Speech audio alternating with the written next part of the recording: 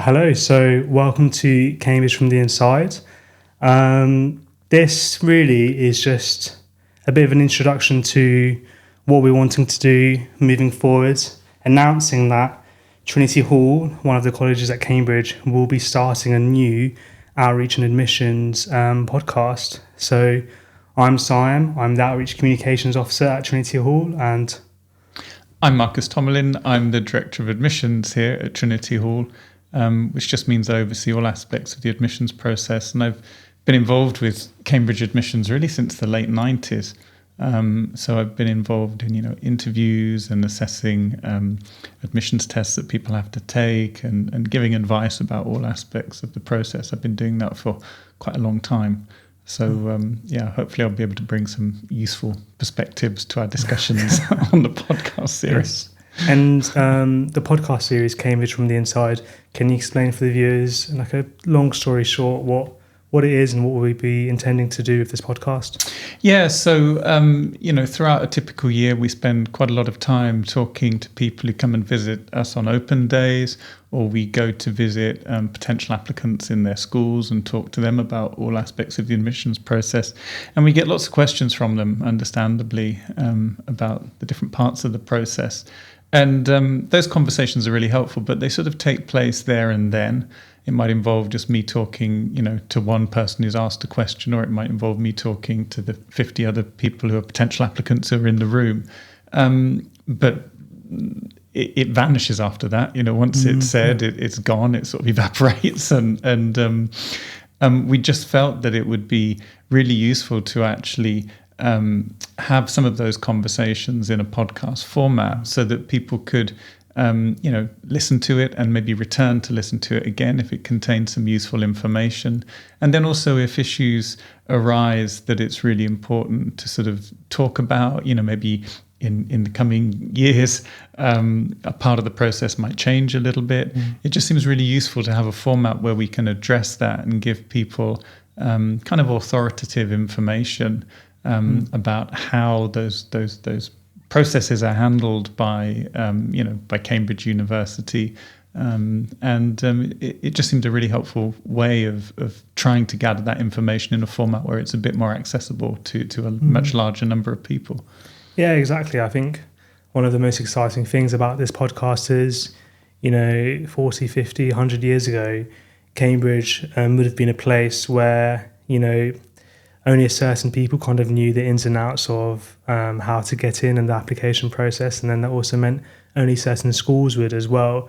Whereas now, things have been changing, over 75% of the university are from state schools. And that's been through a lot of outreach initiatives, but there hasn't been a Cambridge podcast. And I think the great thing about this podcast is that we're going to really put all of this information online for the whole world to see. In a perfect world, no matter who you are, you have all of the information accessible to you online in terms of how to apply to Cambridge, what you need to do, what grades you need, advice, whether it's through this podcast and other forms of media. And that really means that no matter who you are and where you are, you'll at least have the information accessible to you. So a bit about myself. I was a former Oxford student. Sadly, I didn't actually go to Cambridge, as I'm always reminded of. I went to Oxford, the other place, and again, I had a phenomenal time. I really liked the collegial system that Oxford and Cambridge offers. I studied chemistry, and I did a lot of outreach work throughout my time. Whether that was with Trinity College or through the podcast I'd made at Oxford, called Oxford from the Inside, which is where the idea came from for our podcast now. And so most of these podcasts, either myself or Marcus will be interviewing someone. So a lot of them, if we're talking about admissions or teaching, I may be interviewing Marcus, but we are going to have other fellows and other directors of studies, so the people who teach the students in Cambridge. We're also going to be interviewing different students, whether that's about student life, societies that are part of, their experiences of the subject or their experiences of applying. Really, any part of the university, we're really going to try to give a glimpse of it for you. I think we've also been talking about interviewing different staff members in the college, like the porters, the gardeners, because some people have been here for such a long time, and the wealth of information and history that they can share with us with what they've seen. I mean, it's just really exciting. I think it's stuff that we're all interested in. I'm going to have a great time hearing these stories. We've already recorded a few, and we're really excited to sharing them with you. Yeah, and I think the idea really is just to make sure that everything that's said on these podcasts is kind of 100% authentic. That's why we want to talk to the people who are actually responsible for, say, doing the teaching, or the people who are actually responsible for enabling the college to function. So as you say, the various staff members that we have here, just because they're the people who actually do those jobs, and they're the people who can actually speak in detail about what it involves. And there are still, various aspects of Cambridge that seem a bit mysterious to potential applicants. And, when I'm speaking to people at open days, or when I go into schools and speak to potential applicants, it often becomes clear that there's just things they find kind of maybe a bit confusing, or they find it opaque and they don't really understand what it involves. And that's really the idea behind this. I think we'd just like these podcasts to just in a really genuine and authentic way clarify as many of those things as possible. So we're hoping that as the series goes on, if people who watch it or listen to it regularly have suggestions for things that we should cover that we haven't yet covered in any of the episodes, all suggestions are welcome, and we'll do our best, I think, to incorporate those into the series. Yes, please do, with whether it's on this episode or the upcoming episodes, write in the comments any questions that you have. We'll try to get around to all of them.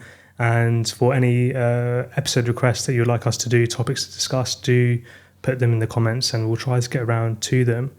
And so, Marcus, just to explain, if anyone doesn't understand, you're the Director of Admissions, but for Trinity Hall, which is one of the colleges at Cambridge, can you explain a bit about what colleges are, and what does that mean, being Director of Admissions for a college but not the university? Yeah, so again, Cambridge is a slightly intricate university. So when people apply, they certainly apply to the University of Cambridge, and when you're here studying as a student, you are a student at Cambridge.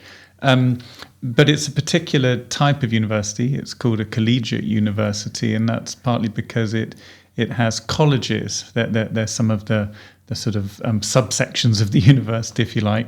And the colleges are really where the students live. It's where they have a room. It's where they eat most of their meals.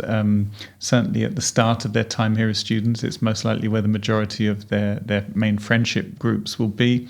And so when you apply to Cambridge, you can choose to apply to a particular college. So people could choose to apply here to us at Trinity Hall. You do have the option of submitting what's called an open application, which means you tell us which course you want to study, but you say, in effect, I don't mind which college I study that course at. But what will happen in that case is you'll pretty much just randomly be assigned to a college. So there will be a college that processes your application. So that's why people doing the kind of job that I do exist. So I'm a director of admissions, but people who do my job at other colleges are sometimes called admissions tutors. It's kind of the same thing. And we're just there to make sure that people who are thinking of applying understand the application process really clearly, so that they can make hopefully really strong applications. And then when we get to the stage of the year when people have applied and we're assessing those applications, we just try to make sure that we assess them as fairly as possible, making sure that we consider all the things we're supposed to be considering and that we don't forget to consider something important. So that's the role that a director of admissions or an admissions tutor has. And since so many episodes in the podcast series will focus on different aspects of the admissions process, it'll be useful to sort of make sure that we talk about that in some detail, I think. Nice, yeah. And we will do a podcast on specifically what colleges are and what they look like physically and what each college has. I mean, very quick stop tour of what a college is. Basically, where a student will live, and they're kind of like assigned to kind of like houses in Harry Potter. But I think that's a bit fair. I think that's a fair statement. Each college has a library, dining hall, accommodation set, its own grounds. The real way to see the difference between each of the colleges is to like come on an open day if you can, to have a look around. Some colleges offer a virtual tour on their website so that you can have a look around the college. Like, so we have a virtual tour on Trinity Hall. If you just go on the website, you can have a look through the grounds. But yeah, in terms of the differences between all of them, we'll get into that in later podcasts. And as Marcus has said, we'll be really taking a deep dive into podcasts going through different elements of the admissions process, advice, things that you can do to optimize your chances of getting in. And the world is our oyster. I mean, we're really looking forward to this. As I've said, we've recorded a few already and can't wait to share them with you. I think lastly, a common question that Trinity Hall gets is that people ask, is Trinity Hall an addition to Trinity College? Like, I know Trinity College's hall. Do you want to take that one? Yeah. So it's a question we get asked a lot. So we've already said there are quite a few colleges in Cambridge. There's 29 colleges that admit undergraduate students, and one of them is called Trinity, and a completely different one is called Trinity Hall. And so we're sort of recording this podcast in Trinity Hall. I think one of the things that makes it a bit complicated with the names is that those two colleges are literally side by side. So I think if they were like, a 20-minute walk away from each other, it would be a confusion that happens less often. But so that's the kind of thing, when people are thinking of applying, it's important to make sure you apply to the right college. Because if you're really keen to apply to College X, and just by not being sufficiently well informed, you apply to College Y, that's not a great beginning to your application. And these are some of the things that we can talk about. But the sort of high level picture is that Trinity Hall as a college is about 200 years older than Trinity as a college, but we really are just a few meters apart in sort of physical location. And of course it's all becomes a little bit more complicated because there is a hall at Trinity College, but that's not Trinity Hall. Because Trinity Hall is a separate college. So if this is the kind of thing that you find, confusing, and I'm not at all surprised if you do, this is the sort of thing we can clarify on these podcasts. And on that note, can you shed us a bit light on the history of like halls and then how they turned into colleges? Because I mean that's where the name comes from, right? Yeah. So, I mean, the sort of origins of Cambridge are a little bit lost in history, but we know basically when the university was set up. And initially it seems as if the students just lived in sort of domestic houses with the people who taught them. So it was very much a sort of small scale, very domestic thing. When they expanded a little bit to accommodate more students, they were based in what we usually called halls. So that's in a sense the kind of older term for where the students were, rather than college, which is the the word that's mainly used today.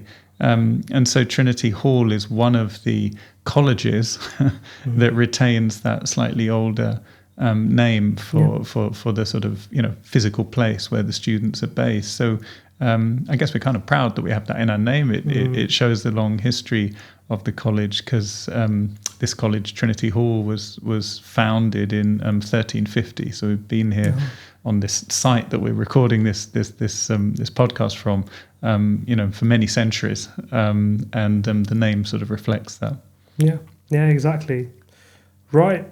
So think that's us. And our first episode is going to be FAQs on admissions, frequently asked questions. So stay tuned, subscribe, and we'll see you then. Nice. That's fine.